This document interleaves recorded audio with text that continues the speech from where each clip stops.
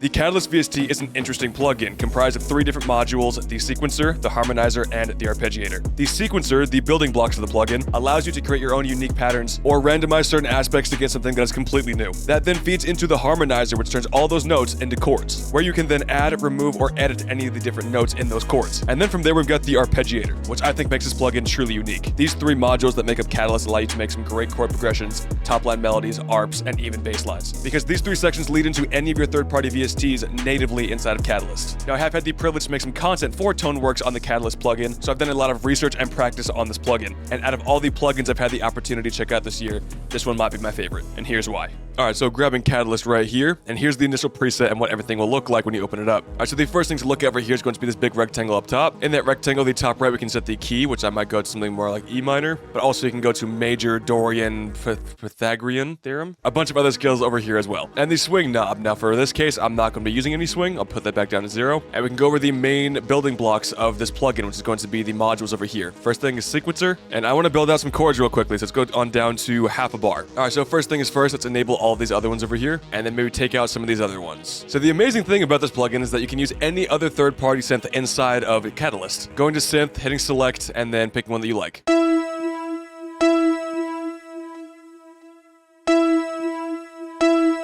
So obviously we need to do a lot more to this. So I can see this getting very stale very quickly, so what we can do to change that is go over to the rate and make it a faster duration, like 1/8 perhaps, and then increase the steps all the way to 32, which now we have every single step available to us over here now. So the easy way to look at this over here is that because we're at 1/8, each one of these is going to be 1 bar. So this is 1 bar, then this is another bar, and so on. So now I can get much more fine-tuned with the rhythm. Okay, so obviously we need to do a few different things over here to make it sound a bit better. Because as of right now, every single note is playing E. We don't want that. That's boring. So you can leave that one the same. Maybe go up a little bit right here, down, something like that might sound pretty good. Or something a little bit different over here. I actually want to change up the rhythm a little bit though. Now for chords, I might go down an octave here.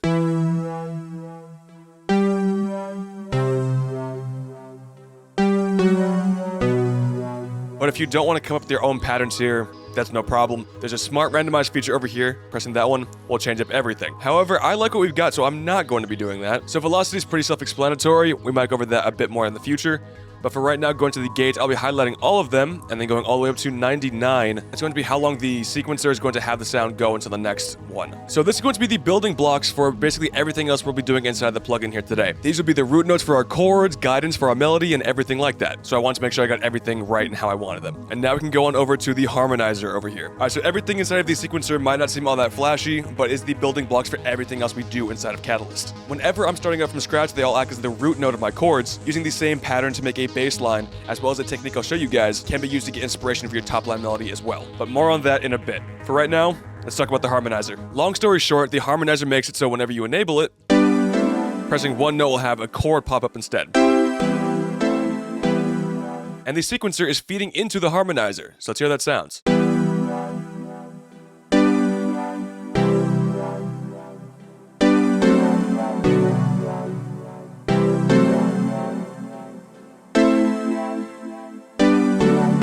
And that sounds okay, but as you can see right here, they are all going to be triad chords. So we can go over to the density over here and add a 4th note to each chord, which I like a lot. But not only that, we can change up the voicings as well to drop 2 and 3. Or 2 and 4 even.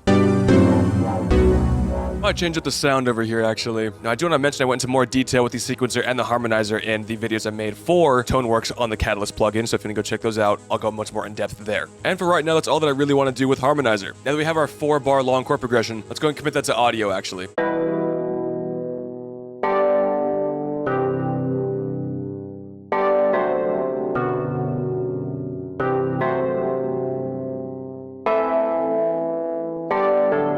Alright, going back on over to Catalyst now, we can move on to the Arpeggiator. The Harmonizer is just so great. It might be the most simple one here, because you already have the root notes laid out from your sequencer, now just turning them into fully fledged chords automatically, with as much flexibility as you would need to make your own complex patterns. But now it's time for my absolute favorite part of this entire plugin, which is going to be the Arpeggiator. So we can enable that there, but we might need a different sound here for this.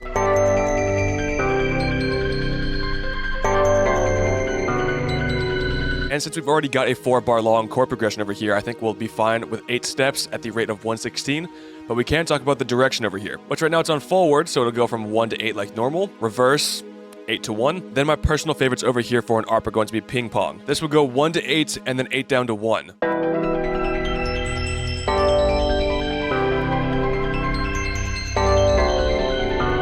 Honestly, I think that sounds dope. I think I like that already. But if we want to change that at all, we can go over here to the randomize feature once again.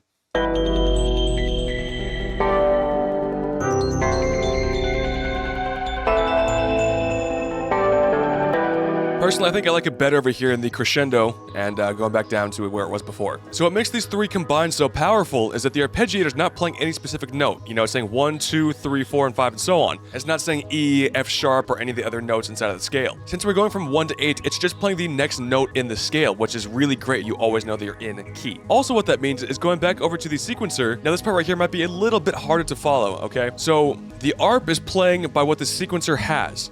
So since we're already in E right here, the arpeggiator starts at E and then crescendos from there. It's still following our sequencer notes, which are then being fed into the harmonizer, making our chords, which are now being used as the arpeggiator, following those chords. I hope that made sense. I know it's a bit more hard to follow, but it makes complete sense in my head because I've been studying this plugin so much. Now, like the sequencer over here, we also have some velocity and gate time. I don't want to mess with that here. Everything seems fine. And once again, I'll be recording that into Edison over here.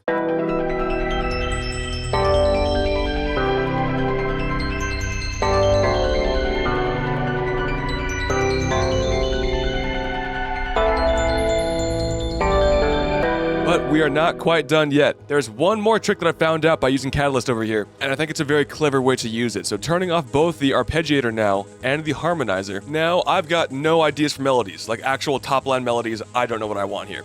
That's quite all right. I think I'll stay in the 1/8 rate with the 32 steps over here, so we've got 4 bars worth of material to use. And now we can talk more about the other stuff over here. So I'm just going to be turning up everything all the way to 100. So as you can see over here, it says tie, right? You can see by the line over here as well, by infinity.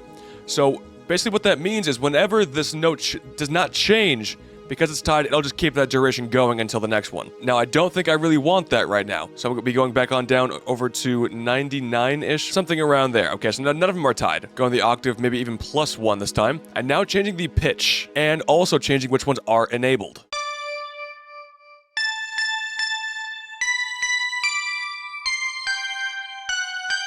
Now, even there, I already found some stuff that is usable. I don't know if I would be keeping it the same, perhaps. There's definitely still some room for improvements, as you can clearly tell. And just so it's not so bland, you can go over here and change up certain things like that and see how that goes. This plugin might sound a little bit more twinkle, twinkle, little star-ish, so I might change out the sound.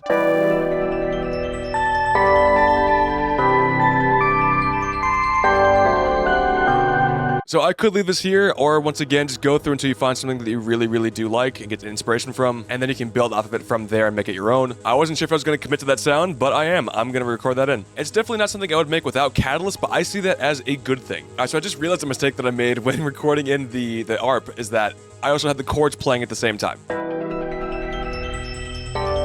Which is fine. I've still got the chord over here on its own, but now I just don't have the ARP playing on its own, which that's okay. That's fine. But then we've got our top line melody.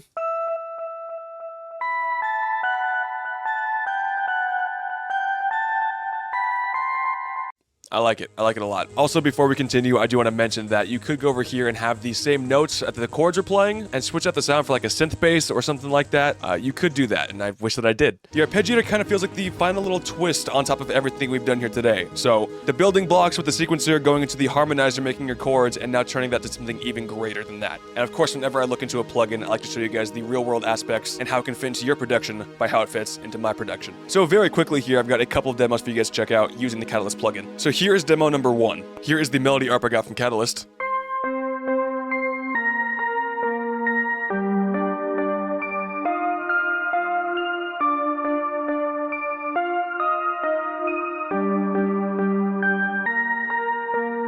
And then layered that with this melody that we made in a previous video.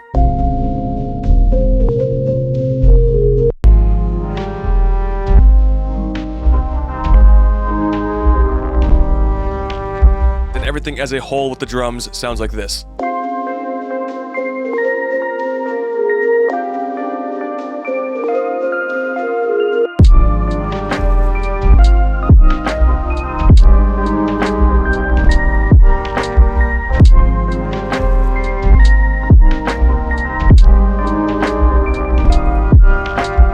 demo number 2 here has a very similar vibe, but I really enjoyed this track. Now this next track was made using only Catalyst. Here's what the chords sound like.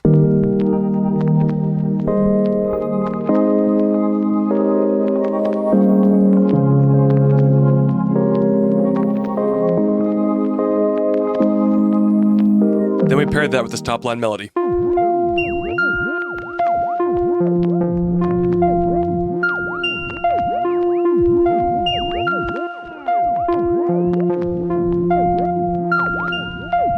And now with everything all together.